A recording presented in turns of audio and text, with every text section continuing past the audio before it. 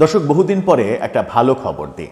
একটা ভালো খবরের জন্ম হয়েছে। যে ভালো খবরটা যদি আরও 15 মাস আগে থেকে জন্ম হতো তাহলে দেশের প্রেক্ষাপটটা চেঞ্জ হয়ে যেত, দেশের পরিবেশটা চেঞ্জ হয়ে যেত এবং আইনশৃঙ্খলার যে অবনতি, যে আইনশৃঙ্খলা পরিস্থিতি নিয়ন্ত্রণে আনতে সরকার বেগ পাচ্ছে, এই বেগটা পেতে হতো না। আইনশৃঙ্খলা পরিস্থিতি অনেক আগেই নিয়ন্ত্রণে চলে আসতো।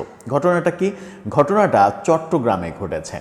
মব করতে গিয়ে মব করে একজনকে আওয়ামী লীগ ট্যাগ দিয়ে, ছাত্রলীগ ট্যাগ দিয়ে অপহরণ করে তারপরে তার কাছ থেকে চাঁদা দাবি করে থানায় ধরে নিয়ে গ্রেপ্তার করানোর জন্য নিয়ে গিয়ে যারা নিয়ে গিয়েছিল তাদেরকেই এবার থানা অ্যারেস্ট করেছে এবং তাদেরকেই থানা জেলে ভরে দিয়েছে আদালতের মাধ্যমে।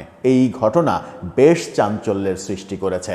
আমার মনে হয় যে বাংলাদেশে গত 15 মাসে এরকম ঘটনা এই প্রথম ঘটল, যে মব করতে গিয়ে মবকারীরা গ্রেপ্তার হলেন। কি ঘটল চট্টগ্রামে? চলুন একটু মজার ঘটনাটা শুনে দেখি, তাহলে বুঝতে পারবো যে কেন বলছি একটা ভালো খবর দিই আপনাদের। থাকবেন পলিটিক্স টিভির নিয়মিত আয়োজনে।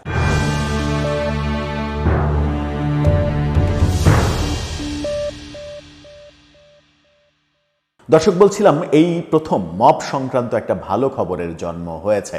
মবকারীরা মব করতে গিয়ে, মব করে থানায় ধরাতে গিয়ে একজনকে ট্যাগ দিয়ে মবকারীরাই গ্রেপ্তার হয়েছে।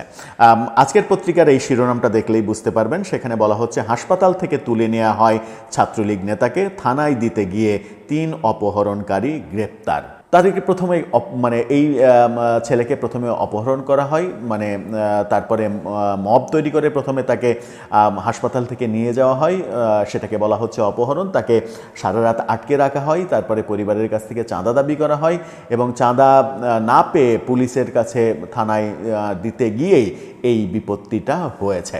কি হলো সেখানে একটু জেনে দেখি। ব্যাপারটা খুব ইন্টারেস্টিং এবং যে 3 জনকে ধরা হয়েছে সেই 3 জনের চেহারা দেখলে কি মনে হয়, কোন পক্ষের কিংবা কোন দলের মনে হতে পারে সেটা আপনারা একটু ভেবে নিতে পারেন। চট্টগ্রাম বেসরকারি হাসপাতাল থেকে নিষিদ্ধ সংগঠন ছাত্রলীগের এক নেতাকে প্রকাশ্যে তুলে নিয়ে রাতভর রেখে পরদিন থানায় তুলে দিতে গেলে অপহরণকারীদের 3 জনকেই গ্রেপ্তার করেছে পুলিশ। ওই নেতার বাবার করা মামলায় 3 জনকে গ্রেপ্তার করেছে পাঁচলাইশ থানার পুলিশ। গতকালকের এই ঘটনা বেশ চাঞ্চল্যের সৃষ্টি করেছে। ছাত্রলীগের ওই নেতার নাম মোহাম্মদ ফয়সাল মাহমুদ ফাহাদ। গত বছর ছাত্রলীগের সম্মেলনে তিনি কুমিল্লা জেলার মনোহরগঞ্জ থানার সভাপতি হিসেবে দায়িত্ব পেয়েছিলেন। তবে পুলিশ বলছে ওষুধ কোম্পানি হেলথ কেয়ার ফার্মাসিউটিক্যালসের সেলস অফিসার হিসেবে কর্মরত এই যুবক।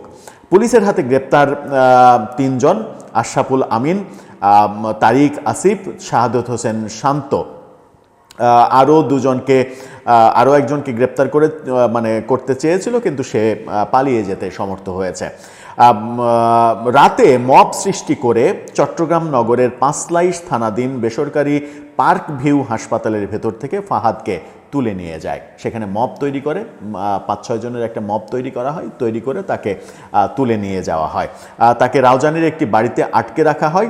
স্থানীয় পুলিশ সূত্র বলছে, রাউজানে নেয়ার পর ফাহাদের পরিবারের কাছ থেকে মুক্তিপণ চাওয়া হয়, লক্ষ লক্ষ টাকা চাওয়া হয় এবং তাকে নির্যাতন করা হয়। একই সময়ে অপহরণের ঘটনায় সিসিটিভির একটি ফুটেজও সামাজিক যোগাযোগ মাধ্যমে ভাইরাল হয়েছে। ঘটনাটি জানাজানির পর পুলিশ তৎপর হয়ে ওঠে। পরে চাপের মুখে অপহরণকারীদের কয়েকজন ওই ছাত্রলীগ নেতার বিরুদ্ধে নাশকতার চেষ্টার অভিযোগ এনে সকালে পাঁচলাইশ থানার পুলিশের হাতে তুলে দিতে আসে। পুলিশ সবকিছু যাচাইয়ের পর অপহরণে জড়িতদের গ্রেপ্তার করে। অর্থাৎ এই থানাতে এসে এবার মব তৈরি করার চেষ্টা করে যে একে ধরা হয়েছে ছাত্রলীগ, একে ধরে অ্যারেস্ট করেন। যে কাজগুলো গত 15 মাস ধরে হর হামেশা সারা দেশে একের পর এক ঘটেছে এবং সেই সব ক্ষেত্রে পুলিশ যাকে নিয়ে গেছে তাকেই ধরেছে, অ্যারেস্ট করেছে এবং মবকারীরা এক ধরনের বিজয় উল্লাস করেছে। এই প্রথম মবকারীরা গ্রেপ্তার হলো। সংশ্লিষ্ট সূত্র বলছে, ফাহাদ চট্টগ্রামের পার্ক ভিউ হাসপাতালে তার মাকে ডাক্তার দেখাতে এসেছিলেন। এ সময় অপহরণের ঘটনা ঘটে। ওই ঘটনায় হাসপাতালে থাকা সিসিটিভি ফুটেজের একাধিক ভিডিওতে দেখা যায় প্রকাশ্যে বিনা বাধায় সবার সামনে দিয়ে 4 থেকে 5 জন তরুণ ফাহাদকে কলার ধরে টানাটানি করতে করতে বাইরে নিয়ে যায়। তার 2 হাত 2 পাশ থেকে ধরে রাখা হয়েছিল শক্ত করে। পাঁচলাইশ থানার ভারপ্রাপ্ত কর্মকর্তা ওসি সোলাইমান আজকের পত্রিকাকে বলেছেন, ফাহাদ নামে ওই যুবককে পাঁচলাইশ থেকে তুলে নিয়ে রাউজান উপজেলার দিকে নিয়ে যাওয়া হয়েছিল। পরে এই ঘটনা ঘটে এবং মানে যারা মব সৃষ্টি করেছে তাদেরকে গ্রেপ্তার করে পুলিশ থানাতে নিয়ে গেলে। এই ঘটনা, একটা ঘটনা চিন্তা করেন যে এই ঘটনাটা যদি ডে 1 থেকে বাংলাদেশে ঘটতো, গত 15 মাস আগে থেকে বাংলাদেশে ঘটতো, তাহলে এই এত হাজার হাজার মবের ঘটনা এবং যে নৈরাজ্যকর পরিস্থিতি সারা দেশে তৈরি হয়েছে, মবকারীদের যে ঠেকানো যাচ্ছে না, আদালতে পর্যন্ত মব হচ্ছে, আদালতে পর্যন্ত নিরাপত্তা নেই। গতকালকে আমরা দেখেছি আদালত প্রাঙ্গণে, ঢাকার আদালত প্রাঙ্গণে একজনকে প্রকাশ্যে গুলি করে, তার 7টা গুলি লেগেছে গায়ে, গুলি এবং 7টার 6টা গুলি লেগে আবার বেরিয়ে গেছে। প্রকাশ্যে একজনকে মানে মেরে দেওয়া হয়েছে। পুলিশের পক্ষ থেকে বলা হচ্ছে যে এই মৃত মামুন সে শীর্ষ সন্ত্রাসী এরকম তকমা দিয়ে ব্যাপারটাকে সুকৌশলে এড়িয়ে যাওয়ার ব্যাপার হয়েছে। এবং আজকে যে খবরটা হয়েছে, আদালত থেকে মানে যে আবেদনটা জানানো হয়েছে ডিএমপির কাছে যে আদালত এলাকায় নিরাপত্তা যেন জোরদার করা হয়।